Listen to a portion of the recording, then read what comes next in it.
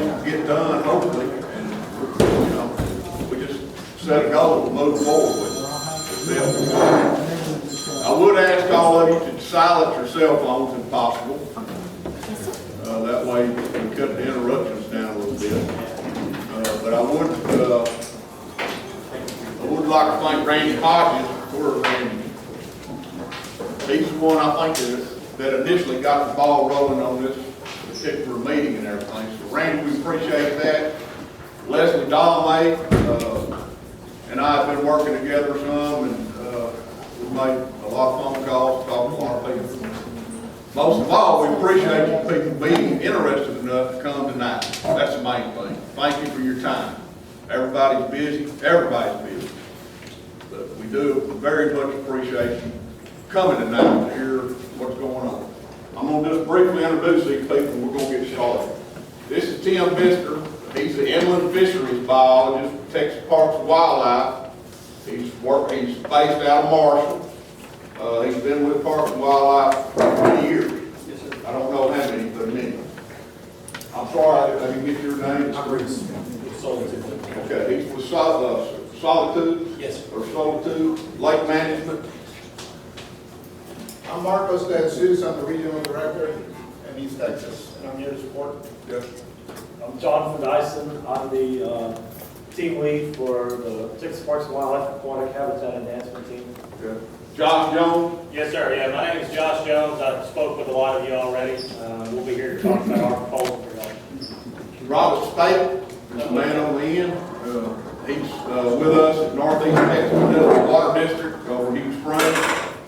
That group, if you don't know, oversees the drinking water supply for this area. Member cities along Drawdowns, Hughes Springs, Abner, Ore City, Carlton, Jefferson, a bunch of them. But we take our drinking water out of Lake Pine. So we've got a piece of environmental guy, environmental lead, I would imagine. I think you're at that guy. Proud to have him here, and he also brought the strings, our office. So I appreciate you doing that. All right, I'm going to turn it over to Tim Bister right now, for Parks and Wildlife. Thank you, Stan. Can somebody grab the lights for me back there? Hopefully, be able to see the screens, or to keep me on track than anything else. I want to tell you real quick what the Parks and Wildlife Inland Fisheries Division does. Here's our mission statement: to provide the best possible fishing opportunities while protecting and enhancing aquatic resources, including the diversity of Texas freshwater fishes and other freshwater species and their habitats. So we've got almost 2 million acres of water in 1,100 public lakes and ponds and almost 200,000 miles of rivers and streams. My district office is, like Stan said, located in Marshall, and I cover all the public water in the northeast part of Texas. There's 14 offices throughout the state that are just like mine. In the Fisheries Division, we've got a lot of different components, fish hatcheries and other types of folks out there doing fisheries work, aquatic work. But our fisheries management offices like mine, our main jobs are to do fish population surveys, do angler surveys, we stock fish, we recommend new fish harvest regulations when they're needed, do aquatic vegetation habitat surveys and habitat management. And the importance of aquatic vegetation in the reservoir, it provides valuable fish and wildlife habitat, food for other aquatic life and waterfowl, produces oxygen in the photosynthesis process, reduces rates of shoreline erosion, helps with water clarity, water quality. So aquatic plants are important in reservoir systems. There's a lot of reservoirs in the state that are really habitat poor, and we're lucky here at Lone Star that we've actually got really good habitat. We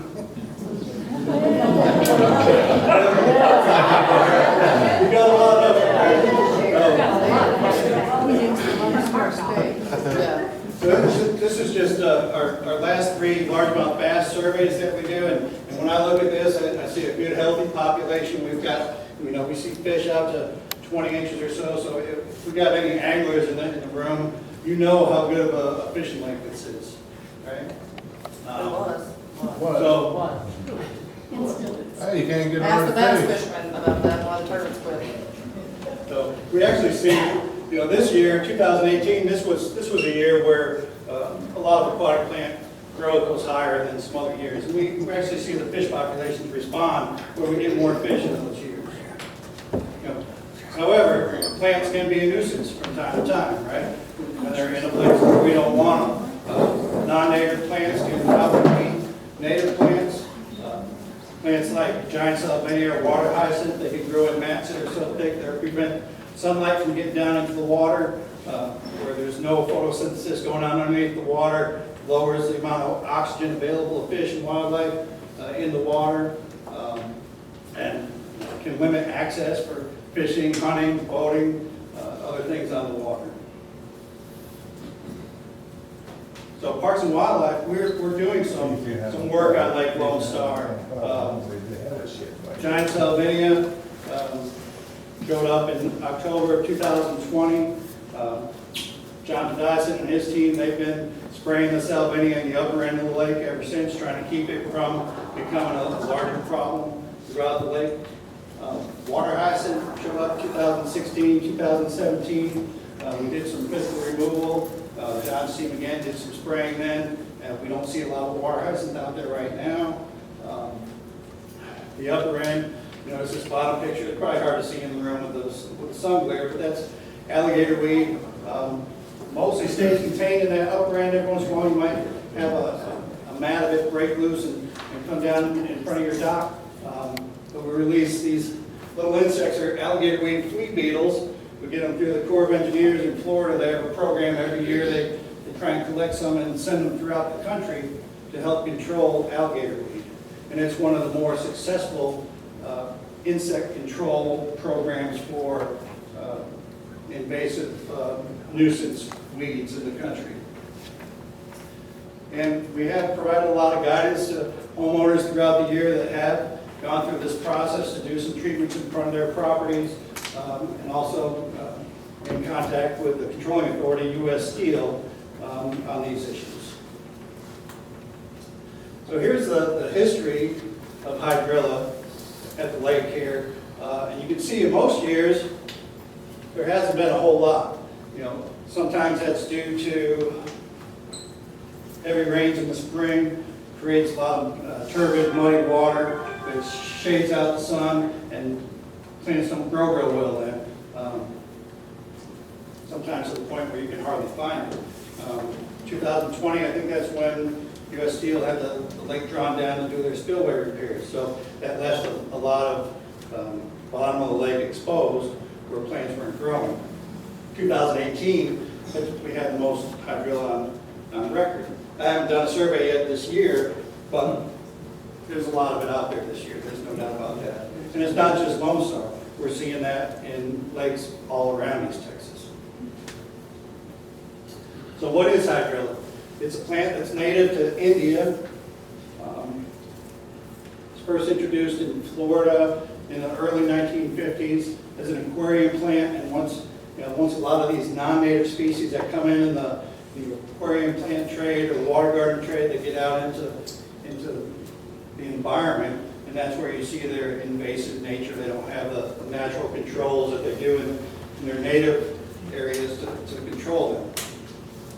As you can see this year, hydrilla can grow in pretty deep water, 20, 25 feet. It does spread by fragmentation. One piece breaks off and float off, find a place to root along another shoreline. And so this year, when I was on the lake a couple of weeks ago, I think hydrilla is pretty much in every part of the lake right now. It also reproduces from buds along the stem and tubers, like little potato-like structures on the roots. And they can persist in the substrate for several years. So even if you try and get rid of it, it's probably always going to come back. And that's the situation that we have here at Lone Star. We need to manage it in the years that it's bad, like this year, but know that we're never going to get rid of it. So what are some options for managing hydrilla? The There's very effective herbicides, depending on what strategy there is. Contact herbicides kind of burn it down. You expect to have a couple different treatments a year, more of a mowing your grass type of approach.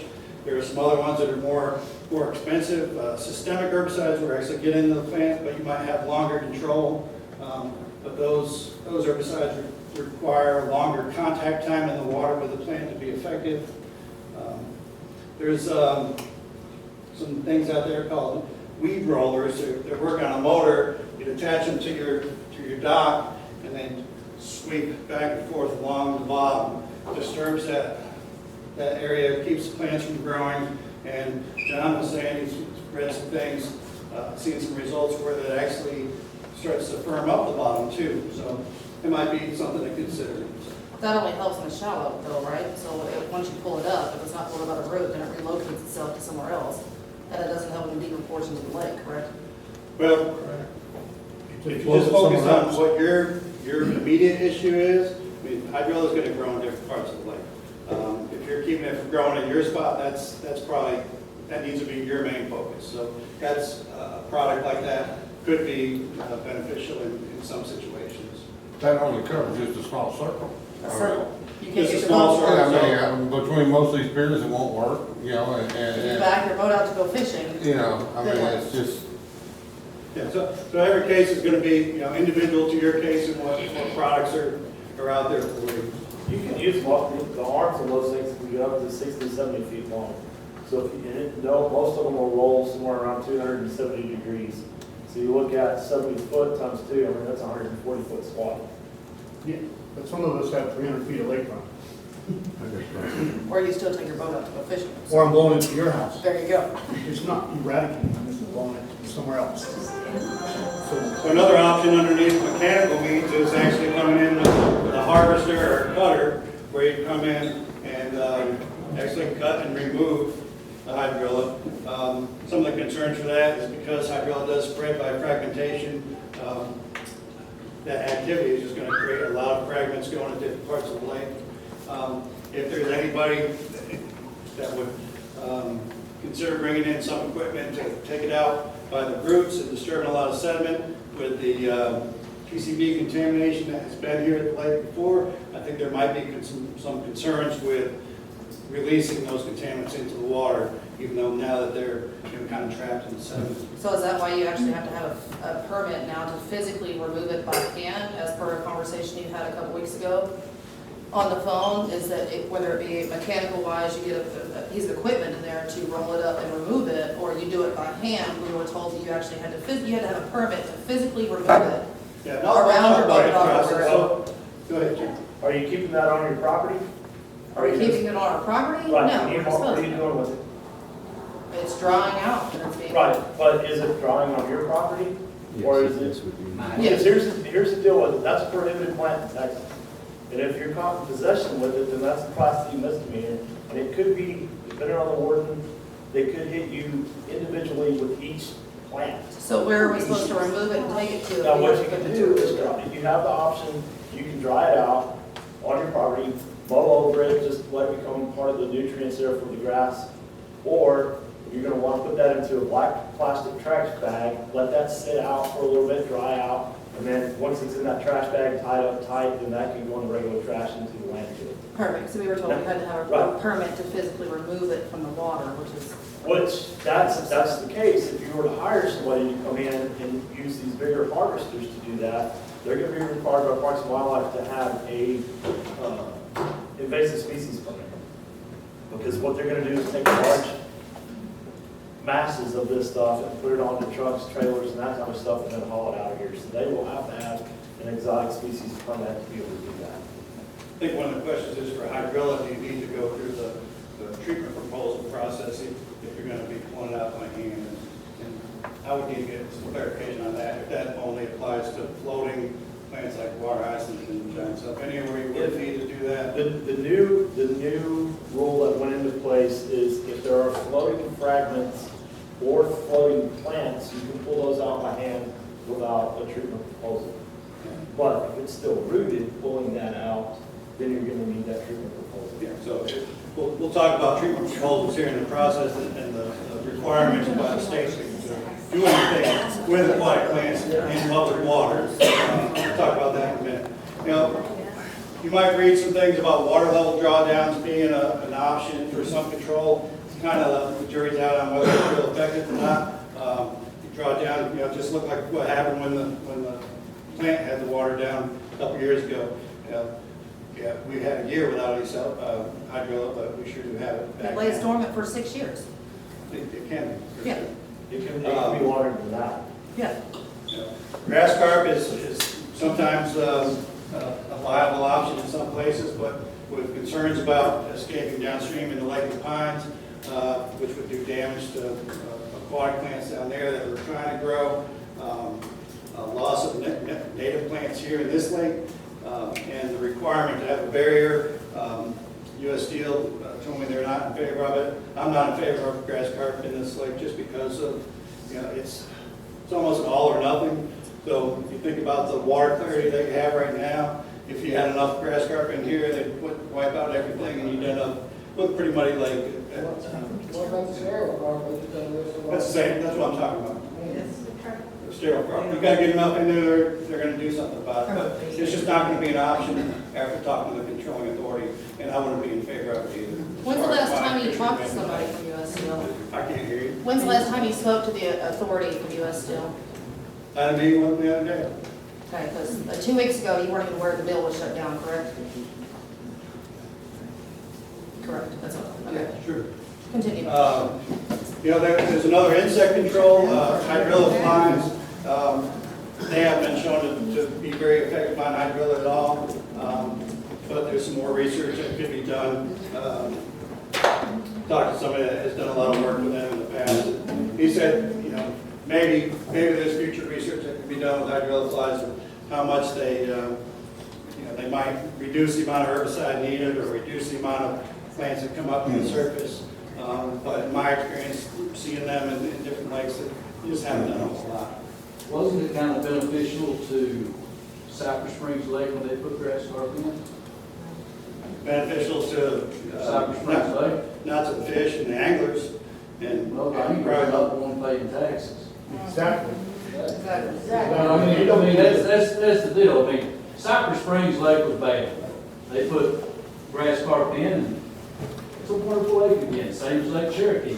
Like And last that's Actually, they put the grass carp in the first time, and it took out all the vegetation, and then they had algae bloom, and you had scum, and they had to build a barge to suck that scum out for years, and then they had to spend hundreds of thousands of dollars replanting native plants. And as soon as they got the native plants going, the grass carp died, the hydrilla came back because they can stay for years. Now they've done a second stocking of grass carp years ago. So it was clean for a while, but like Tim says, it's a nuclear option. And it's still, when they did their second stocking, we tried to be more conservative with the number of fish that went in there. But we had, you know, some of those spring rains that kind of made things real turbid. The grass carp that were in there were able to eat everything down to pretty much nothing. And then once you're in that situation, it doesn't take very many carp at all to keep it from growing at all. Lake-wide, not just hydrilla, all the other native plants that are trying to grow up and down. So it's really not the best situation at all. And at Cypress Springs, the amount of hydrilla that was out there for that size lake, there was only about 300 acres of hydrilla lake-wide. Really not a biological reason to try and control it all, except for, you know, in front of certain homes that were, you know, it's problematic. And there's no doubt, it's problematic in front of your boathouse when you can't get your boat in now. No doubt at all. Because it's public water, there's a process that you're required to go through if you want to propose to do treatment of any aquatic plants in public water.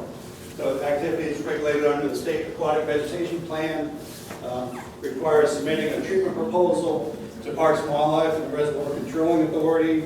And this approval process, it ensures that appropriate herbicides are being used, if there's going to be herbicide used. It ensures that there's not going to be any harm to humans or fish, wildlife, anything inconsistent with other management plans on the lake. I don't expect you to see this flow chart, but within the document, we have a guidance document this document right here is available on our website. Here's the link here. I can leave that up, put that back up at the end for anybody that wants to write it down and be able to go to it, read through it. But there's steps through there that take you through it's really a very simple process, even though it's a big document. It really just comes down to just a couple pages of steps to be able to go through this process. And when it comes down to it, it's really just a one-page proposal form that talks about who you are, where you're proposing to do the treatment, what you're proposing to treat, how you're going to do it, whether it be physical, mechanical, chemical, how much is going to be treated. It must include a map. If it's going to be herbicided, it must include a copy of the herbicide label. The process that's involved requires submitting to Parks and Wildlife, so in this area, we go through my office and the controlling authority. So my discussion with U.S. Steel is if proposals come through me, I'll share them with the appropriate person there for review, and then if it's approved, you get that approval notification. Once you get that, if it's an herbicide application, there's a list of folks that have requested to be notified anytime herbicide is used in public water. So that notification has to be made, and there's a 14-day waiting period before that treatment can be done. This just gives you an idea of the different active, approved treatment proposals in public water in the state being done by homeowners or their hired contractors. Lake Athens, 111 herbicide treatments and 49 mechanical treatments. And so this process has been set up, applied pretty consistently from lake to lake throughout the state.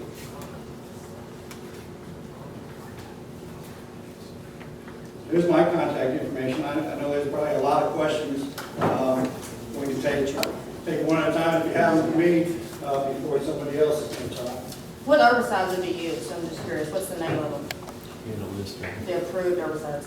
There's a variety of herbicides you can use depending on what you want to do. If you want to use the systemic herbicides like Procelacor, it's new on the market. Procelacor will target hydrilla. It can take 4 to 6 weeks for that hydrilla mass to fall out. It looks like nothing's happened. 3 weeks after it, you'll look at it, and hydrilla is just as green as it was the day you treated. But if you go out and you grab that hydrilla, it's real brittle and it's going to shatter and fall apart in your hand. It's just it takes a long time. Other herbicides, sonar, okay, you're looking 30 to 45 days of treatment. Things like aquafol or indofol products, those are going to actually be more of a contact type herbicide. They're going to burn that back. That can happen pretty quick. 10, 14 days on that. Do each one of those chemicals require a license, herbicide sprayer, to apply? No, you can purchase that, but that's why we have to do the whole process. Is to, as a state agency or an environmental governing agency, so that we can make sure that the proper stuff's being used in there. Because, and these that I've listed are registered as for aquatic use. They've gone through the necessary research on that. There are some of the terrestrial herbicides that will probably kill it. But in addition to that, you're going to kill all your aquatic insects, snails, fish. I mean, it's bad what it can do. I could buy another sonar to do an acre for $900 something. I think it's about 4,000 to do my little stuff. So that's the other thing. Talking to U.S. Steel, some controlling authorities, they dictate that a licensed applicator has to do the treatments. Now here, U.S. Steel, I believe I got this from my conversation with them yesterday, they would be okay with homeowners proposing to do their own treatment. It'd have to go through the process, spin it through me, through them, make sure, this is the chemical you want to use, this is the amount that you're going to want to treat, and it'll be approved. It's all How long is that process? Well, like I said, when you submit it to me and the controlling authority, 14 days, and then, within that time, once you get approval from me, then you have to notify that list of folks, which is 14 days, so maximum 28 days. Yes, sir. Do you need a permit to put one of the aqua thrusters in the water? No? Do you need to go through the treatment Yeah, proposal process? yes, the treatment proposal process, obviously the license. So I can't go out and just put one in without going through that process?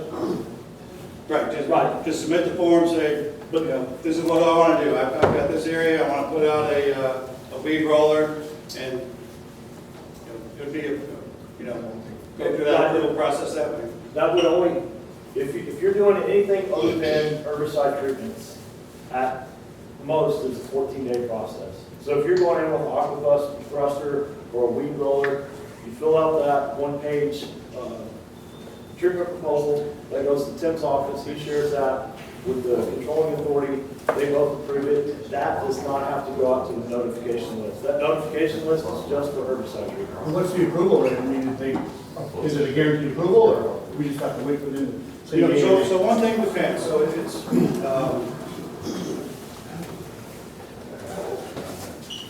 so if somebody has 300 feet of shoreline, and their biggest heartache is getting their boat in and out of their boathouse. More than that for some of us. It's not just the boat. Some of us have rental properties that draw people here just for the lake. Yeah. And if they can't use the lake, then why are we paying, So the taxes that keep going up on our lake property, and we can't use it? And we're not allowed to control that part, but we have to pay the tax for it. So the one thing I need to try and create a balance between what's treated and what's left for the health, the ecosystem, the fish, and everything like that. So if all the homes wanted to treat from property line to property line, well, we would lose a tremendous amount of habitat.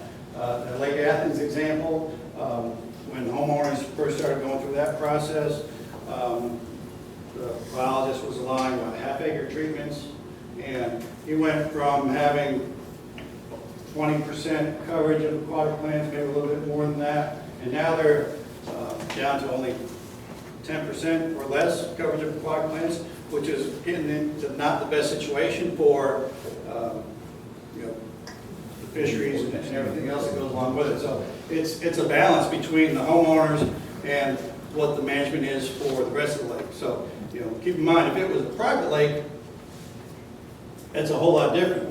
Parks and Wildlife is a steward of the natural resources, fish and wildlife, and habitat and all that. So it's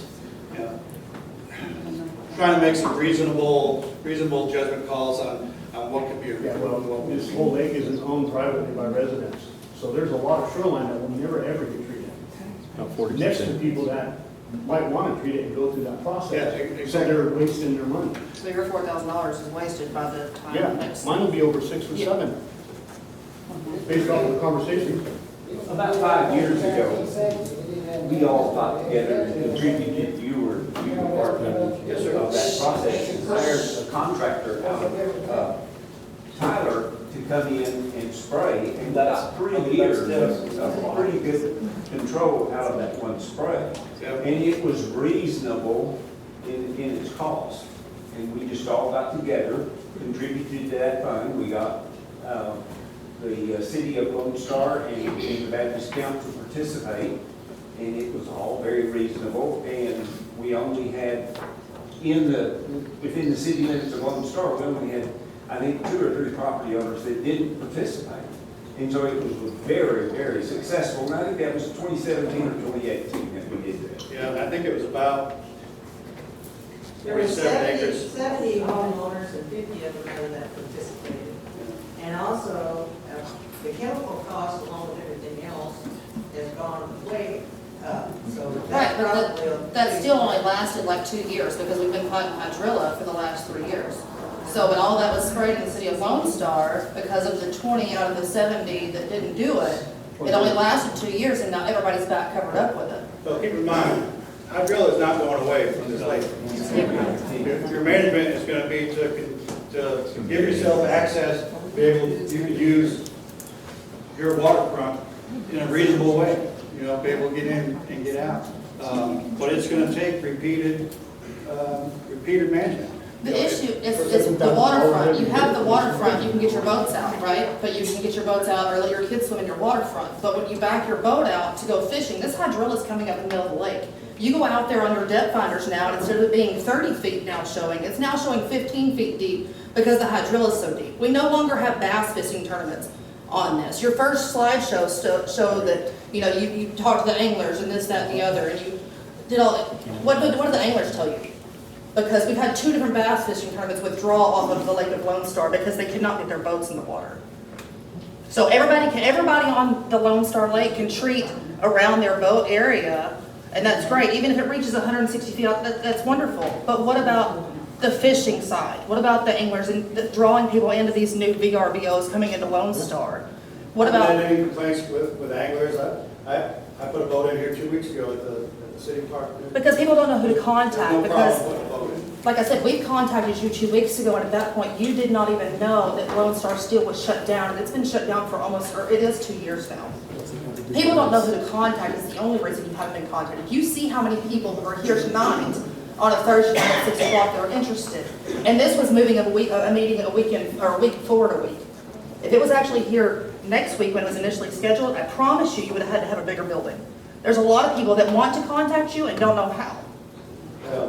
My information is readily available on the Parks and Wildlife website. You know, I know some folks here on the lake that they know how to contact me if, you know, as the word gets around a small community like this. I'm sure that word would get around who to contact and how to contact me. And I apologize if somebody wanted to contact me and didn't know how, but I'm glad to see how many people came tonight. Yes, sir. So it's my understanding if you do self-treat, if you do, the homeowner does those treatments, get approved through the state, through Parks and Wildlife, get the approval. You're going to treat that this year, but you're also going to have to treat it next year and the year after. You may not have to, as time goes on, treat it with as much herbicide, but every year, that permit's good for 180 days, right? Permit's good until December 31st of this year. That changed. That permit is now, every permit expires December 31st at midnight. Okay, the website for the state of Texas says, as of today, it's 180 days. So maybe they haven't changed it, but that's what it says. That is. So each year you get a permit, it doesn't matter when you do it? No. I mean, I have to get a permit next year to do it again, right? Yes, sir. Okay. I would January 1st, you have to have it. Okay. I would suggest doing it early in the year. Get it for a year. Okay, that's even better that it's for a year. And when you submit your treatment proposals, if you have, and I think what would be reasonable is 1/3 of an acre. You know, case specific, there might be different cases where somebody has a lot of shallow water and they're really stocked in with vegetation. But if, you know, say 1/3 of an acre, but say you wanted to have 3 treatments throughout the year, fill out your treatment proposal to list 1 acre of treatment. And put that in the comments, that you have 1/3 of an acre that you're going to treat 3 times during the year. And that treatment proposal, when it's approved, that'll cover that time, yes, sir.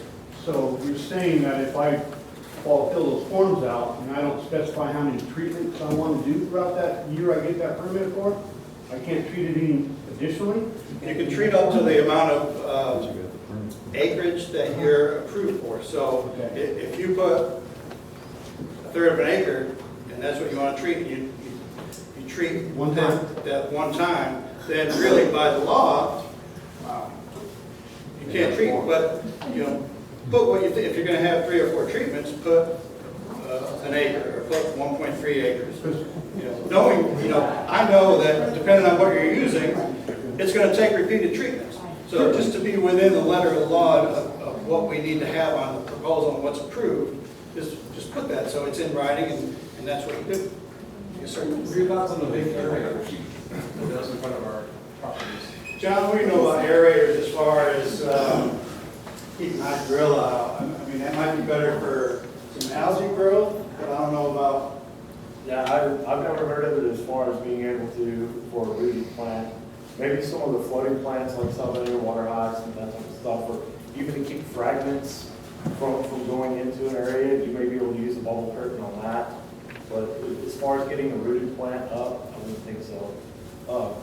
Now these weed rollers, I mean, once you get those installed, those are gonna last for years. Right. Yeah. And it's been, when I've looked at them, I haven't actually installed one or seen one in action, but seeing the videos online and then some of the, not research, but some of the reviews on these were that it'll go through, and all it does, I mean, you set it for a certain time of day or several times a day for it to just roll back and forth, back and forth. And then, 7 o'clock in the morning, it'll go back to its storage place and then it sits there. And over time, what it ends up doing is not only uprooting any aquatic vegetation in that swath, it also starts to get that silt out of there. So you end up with these sandy beaches in front of boat docks and houses and that type of stuff. And it you could have it run every day at night. And it may be advantageous to do a treatment. I'm not telling you what to do or whatever, but do a treatment, get it relief right now. We know this is going to semester back probably sometime Thanksgiving. It'll start to fall out. And then, it'll be that winter time, springtime, early spring, come in with these weed rollers, because then you're not having to deal with a whole mat of vegetation. And then, like somebody said earlier today, in the meeting, you start putting this stuff out now, you're creating these large fragments. They're going to go somewhere. They're not just going to go up on shore. And, we got to be not only good stewards of the environment out here, but we also have to be good neighbors to those next to us or across the lake. And we know that these fragments of hydrilla are going to move, as well as other stuff. The American pondweed, a lot of native plants out here. So you may look into doing that.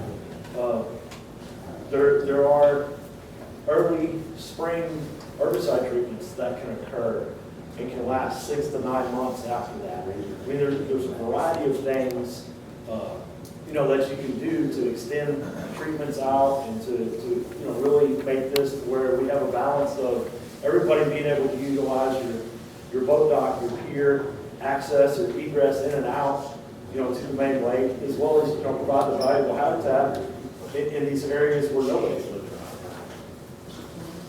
yes, ma'am. Why is it not possible to do what we did previously, where everybody put their money in and one person sprayed all at one time? And then I guess just one permit, but plus we didn't, with it being treated all at once, it seemed to be more effective. It all depends on, how many different homeowners are going to be in the group, and it just comes down to somebody organizing that. And if it's one contractor that's doing the treatment, sometimes if it was a stretch of 10 properties, it's easy to look at that as one proposal. But if they're just piecemeal here and there, a lot of times it's probably easier to look at individual ones from my perspective. But it's still basically the same thing. Whatever the acreage, the total acreage that's going to be treated, it'll be all covered underneath the policy. Yes, sir. So I have a question about funding on this and payment for it. I'm hearing a lot about, what TPWD is helping us as far as understanding the permit process, and that's pretty much the extent of it. To me, the lake has a problem that is a state of Texas Parks and Wildlife problem, because not even 20 miles down the road out here between you and Fort City is a huge billboard from TPWD asking boaters to do their due diligence to make sure their boat is clean, blah, blah, blah, blah. So with no one managing this boat ramp, ins and outs of the boat, the tournaments that did take place here, where I live over here, my neighbor has no boat, barely has a pier, and all of a sudden, 3 months ago, all of a sudden, just like that, started popping up lily pads. There's not a lily pad in that entire cove except for his house. What's the common there? Every fisherman that comes off that lake comes around there and comes right around in front of his boat here and our boat dock and makes a circle there.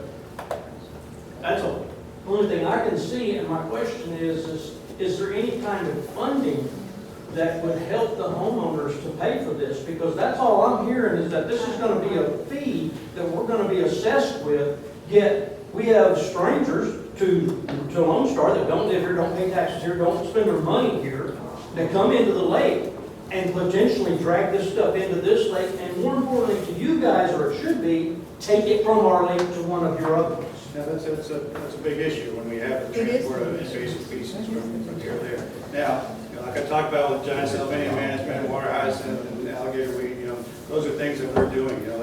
That's on our dime. We're doing that. The hydrilla, the amount of hydrilla in the lake right now, biologically, from a fisheries management perspective, is not a problem. Until we get to 40% coverage of plants in the lake, it's really not a problem for the health of the lake.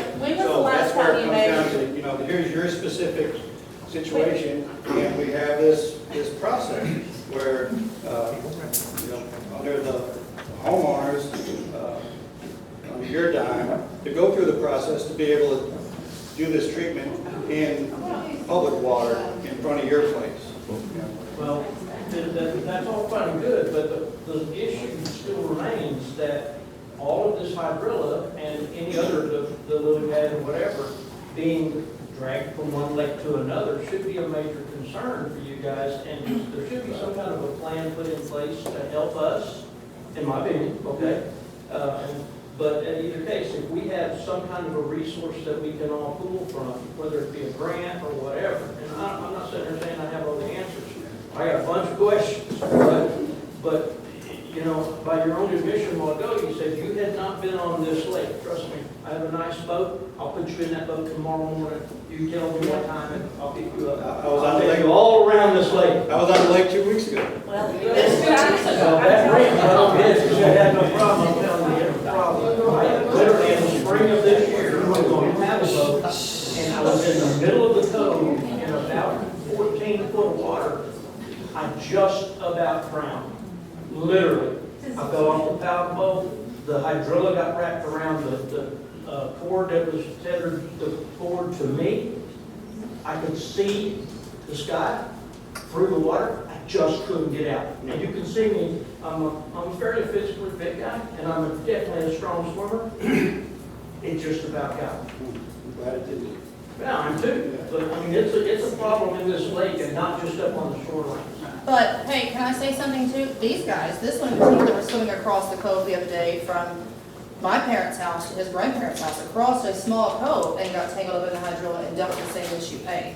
B, you said that our lake really doesn't have as much of, let's say, it's not as big of an area really to be a problem, but you can go on your website, I guess, and see that like San Marcos and Palestine and a few other ones, they had like 10-acre problems that were jumped on and chemically treated, and then figured out, oh, well, I want to be in a 20-acre problem. We're 1,516 acres that I promise you at least 60% of is covered up in hydrilla. And I get that this is a privately owned lake, but it does have public access. So if this isn't the state problem, then why are the game wardens coming out here writing tickets? And I'm not talking about just for not having a fishing license and protecting the fish. I'm talking about for like teenagers standing in 2 foot of water, standing on a paddleboard that really is a flotation device in itself, but didn't have a life jacket on in 2 feet of water. It's not the fish that there's a problem with. They're out here buying tickets for everything. If this isn't a state problem that we're having, why are they on a privately owned lake? It's not privately owned. It's a public water body. You have public access, but it is owned by U.S. Steel. You're basically saying it's y'all's problem to deal with, I guess. U.S. Steel owns the bottom of the lake. The Parks and Wildlife, the state is the steward of the water. So it's the state's problem, is my point. John, to answer his question, You don't want to answer her.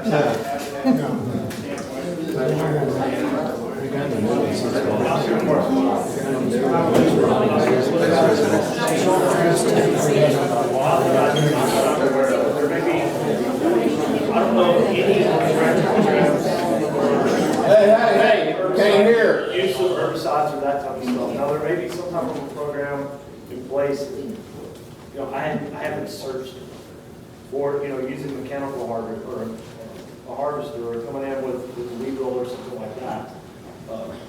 Do you know anything, Marcos? So no ideas where I might start the search to find out about this? My parents have found one, but they were, like I said, turned down because they found somebody that was $200 an hour. They roll it for them right in front of their dog, but they were turned down due to this process. We were told you can't remove it. Now I know that I guess we could get out there, remove it, and just sit it on the shoreline, let it dry out, and then bag it up in black bags and do that. So that might be a cheaper route to go. But you still have to fill out that application. Yeah. This takes 14 days, so that's where they fell through. But we do have one. Sir, you got a question? I'm a newer resident on this lake, and Memorial Day weekend, there was a guy fishing just off of my boat dock, and I asked him how long he'd fished on this lake. He said about 30 years. I said, have you ever seen the weeds this bad? And he said, once. That tells me that it's bad out there right now. There's no doubt about it. This year, there's more out there than there has been. In my 18 years in the district here, this is as bad as I've seen it. The fish don't like it. Hydrilla?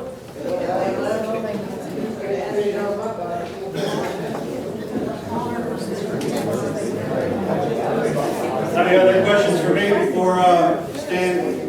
Yes, ma'am. What happens to people that water their yards with this water with all these herbicides and stuff in it? Is it gonna kill their grass? That's a good question. It depends on what the herbicide is, right? So different herbicides have different restrictions and wait times before you can water. So that's where it'd be important to be able to know what you're using and notify your neighbors of what the wait time is going to be. Got permission to put in there. What about your next one? So, but how many of you guys actually have like some type of irrigation pump or something where you're pulling the water? Everybody's doing it. There's a lot of this thing, it's not hydrilla, it's raised water milfoil on Lake every day. There's so much of it in these large coves, probably the size of Lake Lone Star, where everybody is treating on the same plan that what Tim has said, but LCRA, the Lower Colorado River Authority, the controlling authority, has stepped in, and correct me if I'm wrong, Marcos used to oversee all of that. They have sections of the reservoir, and your section may be outlined in blue. So everybody in blue in that reservoir is going to get treated this week and next week. And then at the end of next week, you know that there's a 15-day window that you're not supposed to pull any irrigation water out.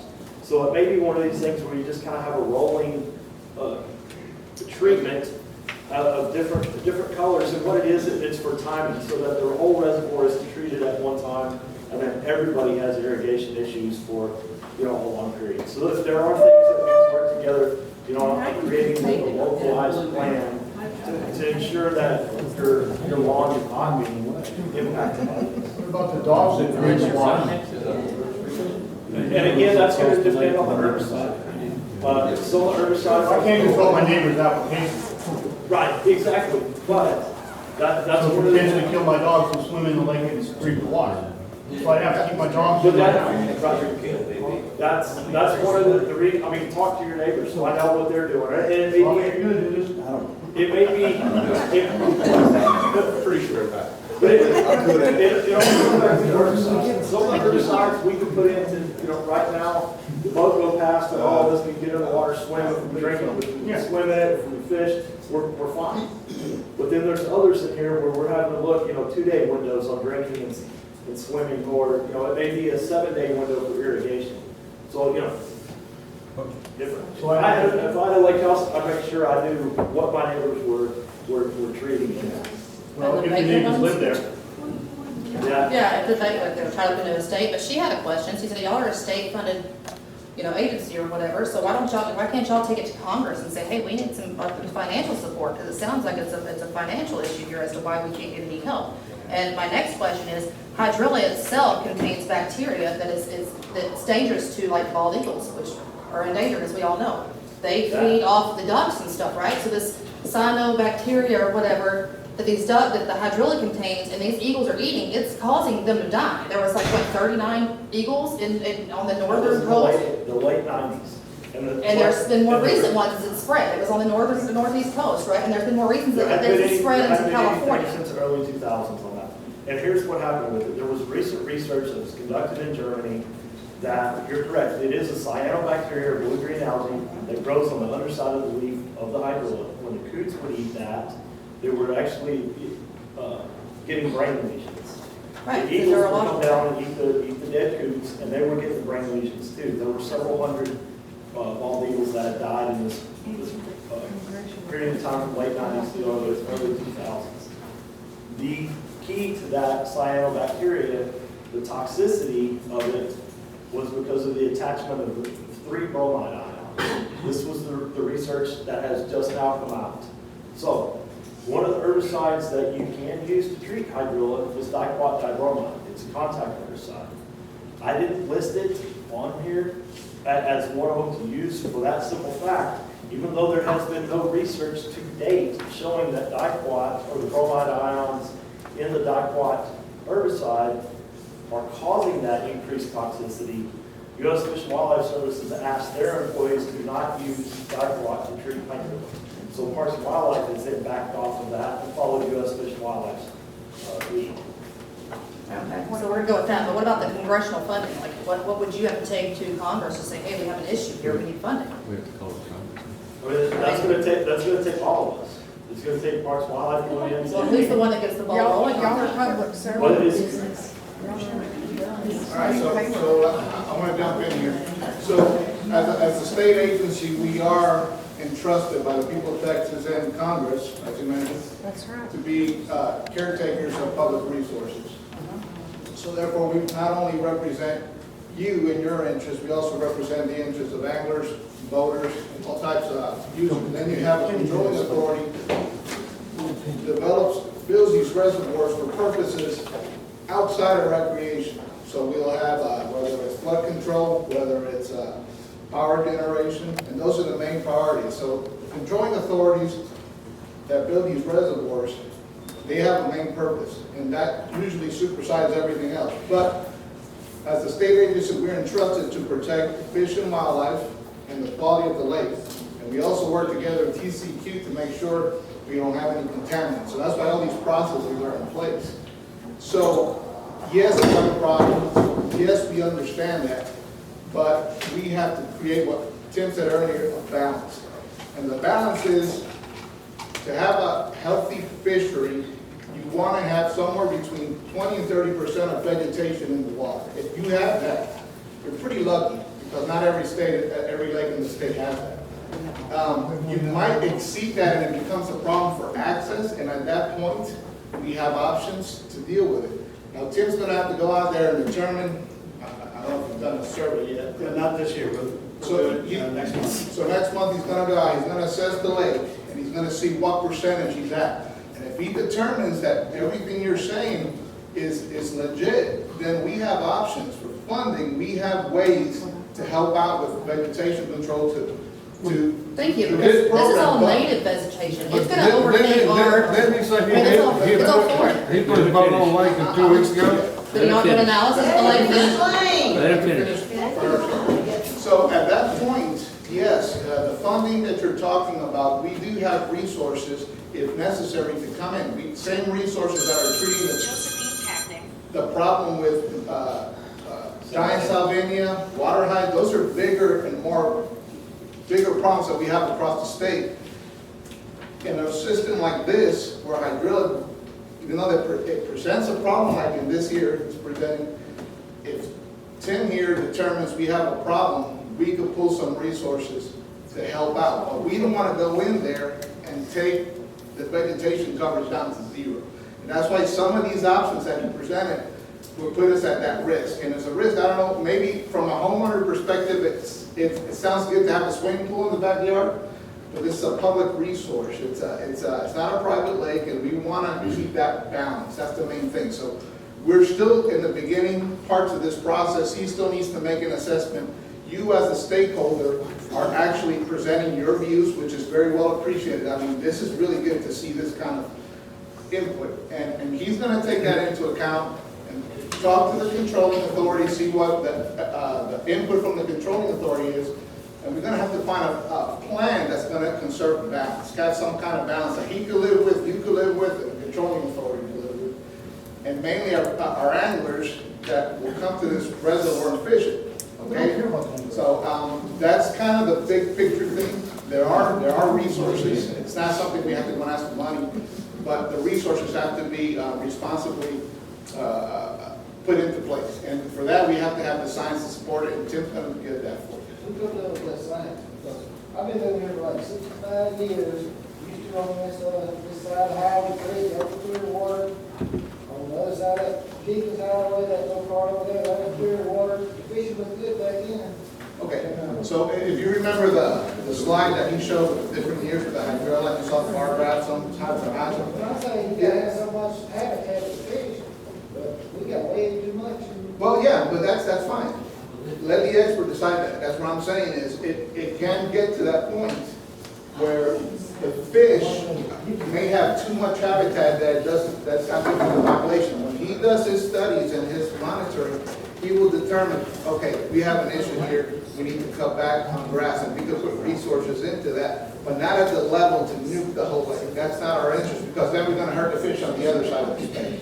So yes, there is that, you are correct, but it has to be done with a process that Tim could do with his staff and his team. You think they would have done prior to the meeting? Tomorrow. I'm sorry? Why can't he go measure it tomorrow instead of 14 days?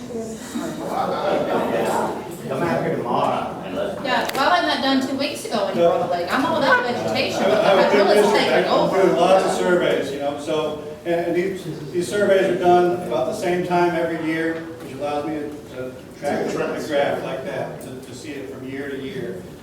We need you here tomorrow. Yes, sir. Yes, he has to look at his schedule and see what he can do. What did he just say? He put his vote in water less than 2 weeks ago. But then what an analysis. There, well, no problem. I came out here 2 weeks ago and put. Okay, what the hell did you see then? Because I mean, I've been out 3 weeks ago on this lake covered. What'd you look at? There's lots of hydrilla in places that. And the hydrilla is covering the native vegetation. Yes, ma'am. We can't hear the question.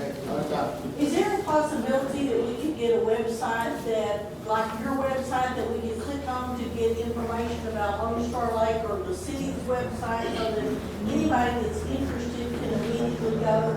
Because we all want information, and nobody can keep up with it if it's just you and you and you know, so.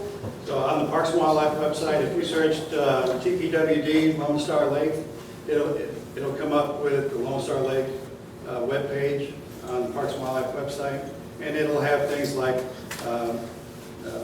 fishing access.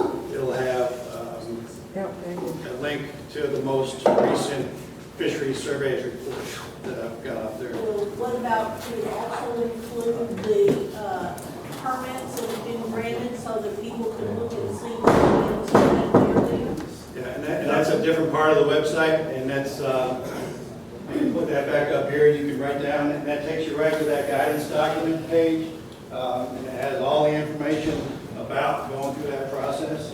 There's a link on that page he's fixing to put up that has current aquatic vegetation treatment proposals. And that was right down here on the bottom. Sorry, it's such a long address, but you know, it's a government. I like to have long addresses. Yes, ma'am. So are you saying that we should just wait till you come back and do your survey, and maybe the state will help us? I would say no. So at this time, you know, so I'm not seeing, you know, I showed you the fish survey results.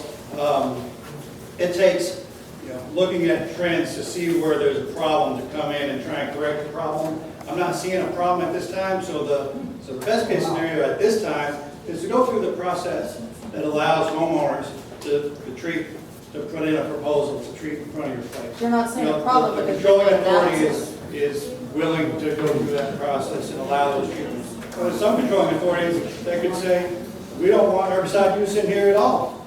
You know, U.S. Steel owns up to, I don't know what the elevation line is, but homeowners do not own the lake. I own way out in the water. Okay. Some part of us do. Part of my property goes out in the water too. Okay. So for the most part, homeowners are allowed to do things in front of their property, like this process, going through approval with the US state Steel does not and US care. Steel. US Steel does not care about this And letter. that's, that's my bottom line. I want to protect the habitat for the fish, but I also want to help you go know what the process is so you can get some relief. And it's not a hard process. It's It's an expensive one. Yeah, take reading through that, going But through the if you want steps, these young and guys to fill come out out here and one page, send physically them back, remove it, lay it on the then we bank review for it, dry out, and there you go. bounce it off US Steel, make sure that, everything is consistent with the state plan, my ideas for the fisheries management, and could give you some approval to be able to get some relief around the business. So when it comes specifically to the plant that we're speaking about, it's invasive because, I mean, I can look at my water and see that I can't see in my water anymore because it's a plant. Is there an avenue or a plan, or has it been looked at to treat the plant from a fertility point of view? Can you fertilize it from its growing pattern? Can you impact it from that way? Do you understand what I'm trying to ask? Can you modify the plant? I don't know of any, Because it's so prolific Yeah. in how it does its, it grows. Hydrilla in the state of Texas is all female. I know I'm sorry, this what did is you say? not I different, don't know. but there's two different forms of hydrilla. There's the Malaysian form that you will see up there, and we're gonna have both male and female sex organs on the plant, all in the same plant. What then in the south, you're gonna see what's called the dioecious form of hydrilla, where you have male plant, female plant. In Texas and most of the southeast is all female. So what we're getting reproduction-wise is from fragments, and then we're getting it from the tubers and materials. There is no seed on it. Now, as far as coming in, we're still talking about hormones to stop that. EPA is not going to let that happen. I just wanted to know, the other thing is in Colorado, we've only been here a couple of years, so we are learning a lot. And we live right on the water. And so, like Jimbo's point of view was, and part of his question was, why is there no one monitoring who's coming and going? Colorado, they put a wire with a tag with a number to a piece of paper that you must carry, and that boat is tethered by this delicate little wire to your trailer. You are checked going in, and you are checked going out for invasive species, including zebra mussels. And any weed. You can't have one leaf not in your well, not dried on your boat, on the bow. You can't have it anywhere. They check everything. I understand resources cost money, but in the bigger picture, I feel money well spent to micromanage who's coming and going, especially if you're having tournaments breaking in money, who's getting that money? Why won't that help pay for somebody to monitor the water? I mean, I'm just speaking freely to say these are just ideas and conversations we have at the table, because we don't know the way things are, and we're learning. So they're just ideas because we come from a system that's very regulated. Colorado over-regulates, including the sun, everywhere. So if you've ever been there to go hunting, you know what I'm talking about. But their water systems are the same. You can catch all the pipes you want. They're invasive. But like having the cart do a thing, that balance, there's a balance to all of it, because we don't want to live on Mud Lake. We don't want to have a soup bowl in front of our property. That's not why we moved here. Right. One of the things, in Texas, the laws within the last 10 years has changed to where if there's hydrilla, if there's giant salvinia, if there's water hyacinth, zebra mussels in your boat, on your trailer, you're in possession of it, and you're in violation of carrying an exotic plant or species. That's up to our law enforcement division to enforce that. I've called them before, pull up to one map, Caddo Lake, just covered with salvinia. Take a picture, text the game wardens about it, hey, we got an issue. And then, I don't know what happens after that. And that's an enforcement issue on it. You look at some of the lakes like you were talking about, and you guys may have seen it in Colorado. When you pulled out of the lake, you went immediately into an invasive tree species. Some of them have tanks. You actually have to drive through. But how many boat ramps did you have at your reservoir? I mean, was it 1, 2, maybe 3? You get Maybe to- 3. Right, you get to some of these reservoirs like Sam Rayburn's, Weeder Bend, you may have 30 or 40 boat ramps just in that one reservoir itself. So, East Texas is such a large place, and you have those multiple ramps that this stuff, there's just not the resources to be able to do that. I'm with you, I wish we had dip stations, we didn't have to go through, but we're not at that point yet. Like, I had 23 votes. Yeah. We have two. You have two? Two public ramps. 2 public ramps. Period. And the game warden can come out here and issue tickets and warnings to everybody, but he can't monitor the fishing bass groups or clubs that come out here and contribute nothing. They don't pay the launch, they don't fix the launch, they ruin the launch by powering the boats up. So they're part of the problem too, but the game warden doesn't do that. He doesn't come out here at 7 o'clock at night to monitor them, and they're part of this problem too. And they get to keep fishing here for free while our residents pay thousands of dollars for this treatment program and this process. And our taxes go up that, that's why some of us came here, because we wanted a lake. And we're drawing more and more people in. And a in. business. I get dinged on my business because my guest can't swim, can't get in the water, and he can't fish. But you're telling me I can't go pull it out? Unless I pay for it. You go get it. So go through this process, there's no fee associated He with. just told me I could get in trouble if I get caught with it. But, Put this in the station. let me back up real quick, okay? Then you need to make that a little more clear. Right, we're talking about 2 different things here. One of them is you back your trailer in, or I back my trailer in, I pull out a water hydrilla, we go down the highway, we get full of it, we get a ticket for that. We didn't take the time to clean that out. If you go through the treatment process and you're wanting to do where you're pulling it up on your yard, you're gonna spread it out, hit it with the lawnmower, after it dries out, whatever, let it become mulch with the yard. As long as you have this treatment proposal in place Every year. for mechanical harvesting, yes. Every year I have to apply. And you're 180 days, right? from having to have that exotic species permit. That's true. So hydrilla is considered a exotic species. Yes, okay. It's one of the prohibited species in the state of Texas. Why does the state? I'd like to say this, we've been on this for a while, there's been a lot of good questions, a lot of comment. Let's let the number 2 speaker speak up, have his say. You can continue to ask questions, but I don't hear any more. Josh Jones, take the floor. Well, number one, I just want to say thank y'all for having us out and giving us the opportunity to talk to you about our proposal. And I want to start off by qualifying this conversation to let you all know what I want to talk about most of all is what we're proposing. It's not going to be for everybody, and we know that. And it's just one option that you can choose from as TPD is laid out. What I'm going to talk to you about is what we want to do based on our experience, what we've had success with in similar environments and on similar projects. So what we propose to all the neighbors that have raised their hand and said they want to talk to us is 4 vegetation treatments. We're wanting to get the first one done next month. And with that goal in mind, I've already got several of y'all's permits already submitted to Mr. Fisher. The second treatment we'd like to do in October. The third treatment we'd like to be in April of 23, and the fourth would be in June of 23. After that, we'll need to reassess and see where we're at and how things are going. The cost for the proposal varies based off your treatment area. Now, your treatment area is determined in part by how much you need treated to gain access to the lake. So it's not always entirely uniform.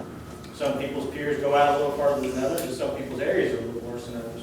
But for me to give you a cost proposal, I do have to sign in the surface acreage.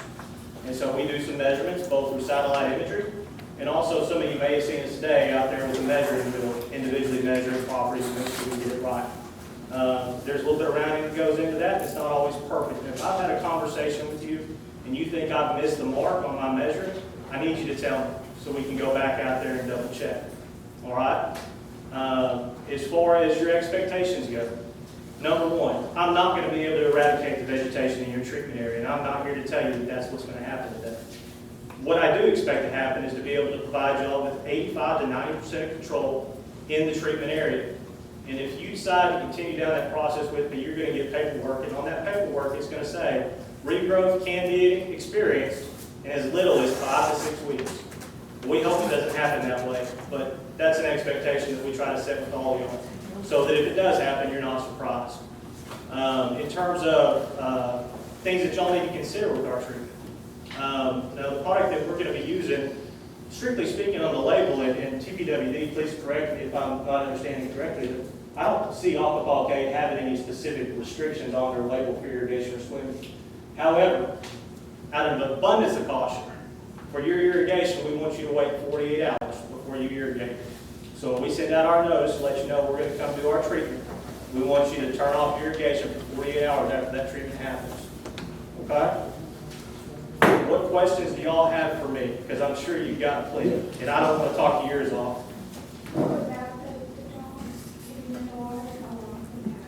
Sure. So number one, the products that we're recommending are safe for pets and people. Now, when we do our applications, right, what we've done is we've measured out treatment areas and we've determined what the proper mix is to go and apply to the product. So if you have an experienced applicator who does it the right way, the risk is really very, very low. However, if you were to just go take a jug of stuff and dump it in the lake straight, you might have a different outcome. But that's one of the benefits of what we're proposing is we are experienced. We've done this kind of work for a long, long time. And we've got experience working with Texas Parks and Wildlife also. So we're going to help navigate the permitting process for everyone who's interested and make sure that things are done correctly so that we're able to reduce that risk as close to zero as possible. Yes, ma'am. Yes, ma'am. How do I contact you to come out and measure? Well, I'm actually a little ashamed. I should have brought a stack of business cards so I could hand them out one by one, and I didn't bring them. So what I'm going to do is I can either text you my number or I can tell it to you, and then you can write it down and text me. Just give us a call. Yeah, because they're technically. All right, so give everybody just a minute to get pen and paper out and ready. My name again. Go ahead, I'll let y'all take a minute. Everybody's shut. I'm sorry, man.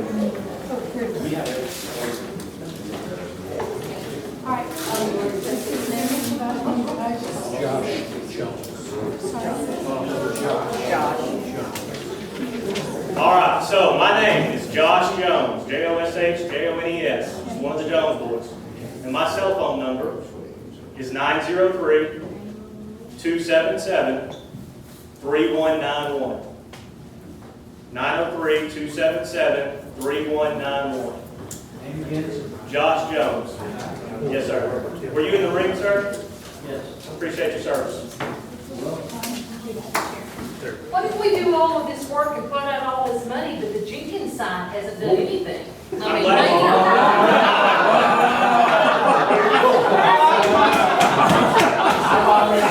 Josh yesterday, I'm on the ticket. But is there a larger majority here from the Lone Star side as opposed to the Jenkins side? Are they going The Jenkins? We got Jenkins all. all right, they go in the back.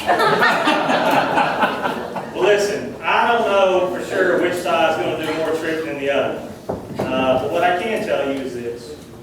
Your concerns about what your neighbors are doing relative to you is relevant, and I think it's important to talk about.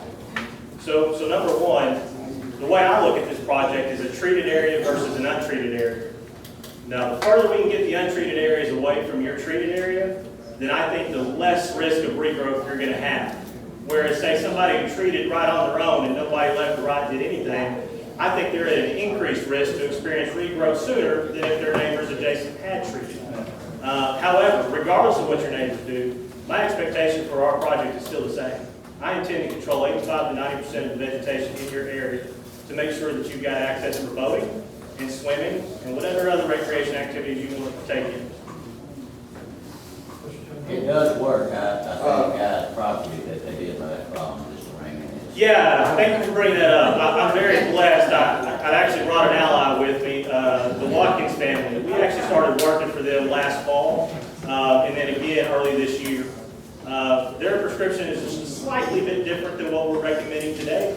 That's because management recommendations need to adapt to the environment, the specific place and time that we're in. And so that's why. But I hope that they'll be, you'll reach out to them if you have concerns. Because again, we've been working for them now for almost a year, and I think they'll have nice things to say about us. Yes, ma'am. Does it vary on, like, our property is small, we don't have much property. Is it gonna be the same as somebody that has a half a mile? No, ma'am. I'm exaggerating, but. Sure. I would like to know, you know, am I gonna have to pay the same thing that someone else has a lot more space than we do on the front of the corner? Well, yes, ma'am, and again, I'd ask the same question if I were at your place. So, well, I'm talking about your property. Yes, ma'am. So, number one, again, whenever we calculated our project cost, we measured, whether it was with a hand measuring wheel or using satellite imagery. We measure your specific lot, and then we recommend. If it's a satellite, it'll just be a blend. Just be a blend. Do me a favor. Please, let's make sure we exchange numbers before I go, and you and I can talk about your specific area, and we can tell you what we think that would be. Is that fair? Thank you.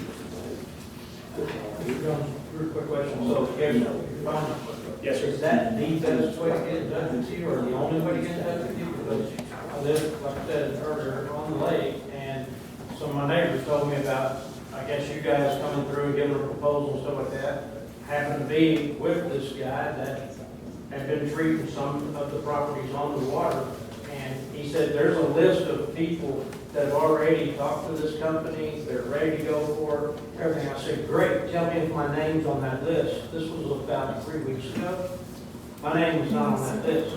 So how do I find out about you, your services, and get this ball rolling to even get you on my property? To last one question, when can you come? Are you guys here this week, this month, just tomorrow? And lastly, and most importantly, are you only going to treat the hydrilla? So what you treat, I'm presuming it's underwater, does that just treat the hydrilla? Or does it also take care of lily pads or anything else that is what I consider invasive species all in one? Okay, from my boat ramp or Quietly back here, I'm hard of hearing, and y'all talking, quietly. Just to make sure I've understood your question correctly, what you're asking is my product going to do more than just one plant, or is it just one plant on? I can't hear. Correct. So the two dominant plant types that we've observed out here are Hydrilla and American Pondweed. And one of the reasons we selected the product that we selected was because we know that we can have really good success on both of those with this one product. There is certainly some overlap in other plant types that could be affected by our applications. However, I don't anticipate lily pads or giant cut grass or any of those things to be affected. What do you call that giant, I call it sawgrass, but I don't. Talk about the big green, dark green Big weeds. dark green weeds sticking about, what do you call that? Sure, so not having been your specific property, I can't tell you exactly what your plant is. What we have observed is a lot of giant cut grass out there. Okay. It looks kind of like cattails, except you don't get the big brown clump. Right. Does it kill that? Ma'am, Does it kill that too? the way we're going to apply this product will not impact your giant cut grass. And I know that I've talked to a few of y'all that wanted to be able to do that. And all I'll tell you is, I'll work for you as much as you want me to, and as much as TPWD, Lone Star Steel, and everybody else that gets a vote in this list. All right? Is there an average cost per linear foot? There's really not, no, sir. So there's a few variables that have to be factored in. Obviously, we have to assign a surface acres, number one, because that's how the product gets divided out into the right mixes. The other thing that we have to account for is your average depth. And average depth is going to vary throughout the year. Obviously, we're pretty dry right now, and so the lake's likely a little lower than what it would be if we'd had good rain. So we do have to make a little bit of assumptions there in order to provide you with a proposal that does what I'm telling you it's going to do. And we've done the best we can to make sure that we're being as honest and as fair as we can when we make those best guesses in the future. Thank you. Yes, ma'am. I have texted you my name and address. If you will please contact me. I certainly will. Let me make sure I got it here. Looks like I got a few text messages. I don't know which one's yours, but I'll call you. What product are you using? What product are you using? Aquatic K is what we've requested our permit approval. Obviously, Mr. Fisher will have to go through his processes, but it's our intent, based off the time we spent with Mr. Fisher, that that's what we're hoping to be doing, so. Can you say that name of the product again, please? Yes, sir, it's Aquatic K. Aquatic K. How do you spell that? Just like it sounds, hold on a second, I'm gonna this on y'all. A-Q-U-A-T-H-O-L, okay. Does anybody else have any questions for me? Yes, sir. What's gonna happen to the weeds that you kill? Are they just gonna die in place, turn into mud? I'm actually going, or we gotta get them out of there, or y'all can get them out of there, or? Thank you for asking that. Thank you for asking that, because that's an important thing that we all need to understand, be on the same page about. Number one, I'm not mechanically removing anything out of your water body, okay? So what's gonna happen is, I'm gonna do my application, your plants are gonna die, and then they're gonna start their decomposition process. You have an abundance of vegetation right now. And look, folks, when I go out there and whack that stuff in the head and kill it, it's probably gonna look a little worse for a few days before it starts to look better. Because as those plants start to die and decompose, there's going to be refluxing nutrients back into the system. And because they can act as a substrate for algae, I would expect to see probably a little bit of an uptick in algal growth while these plants are entering that decomposition process. Guys, it's just like a model in a house. You walk in and that thing is a mess, you're going to have to make an even bigger mess before you can get it right again. What I'm telling y'all is stick with it. Let's get through this first application, and come October, I suspect y'all are going to be pretty pleased with the outcome. So the thing is, so you just leave it and let it turn to That's it. slime? That's it. It's gonna slime. There is a product that will have its What you got? destroyed early. Just don't put it on your neighbor. Yeah.